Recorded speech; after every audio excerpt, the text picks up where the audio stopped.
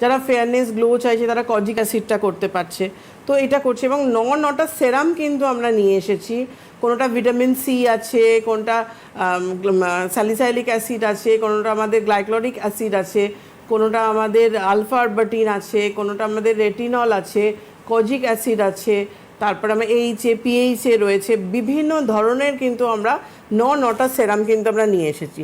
এবং সেরামের পরে কিন্তু যেটা দরকার, আর সেরামটা আপনি সকালবেলা অফিসে যাচ্ছেন, ফেস ওয়াশটা করে নিলেন, একটা ডার্মার ফেস ওয়াশ যেটা আপনার স্কিনের জন্য যাবে, সেই ফেস ওয়াশটা করে নিয়ে যে সেরামটা আপনার স্যুট করবে সেই সেরামটা অ্যাপ্লাই করে নিয়ে তারপরে আপনি ওর ওপরে এসপিএফ ইউজ করে নিন।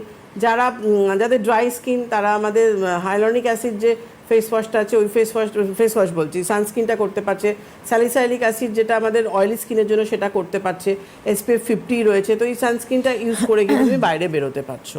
তো আর সবচেয়ে বড় কথা, ডার্মার সেরামগুলো তুমি যে কোনো ক্ষেত্রে, মানে সেটা তুমি অফিসে যাওয়ার আগে ওটা ইউজ করে সানস্ক্রিন ইউজ করতে পারছো, ওটা ইউজ করে তুমি যে কোনো ময়শ্চারাইজার ইউজ করতে পারছো ওশিয়া হার্বালসে, ওটা ইউজ করে তুমি মেকআপ করতে পারছো, এবং রাত্রিবেলা এসে আবার তুমি বেস হিসেবে আবার তুমি রাত্রিবেলা এসে ইউজ করো। কিন্তু একদম জলের মতো সেরামগুলো, যেটা কি চট করে তোমার স্কিনের মধ্যে পেনিট্রেট হয়ে যেতে পারছে। আপনাদের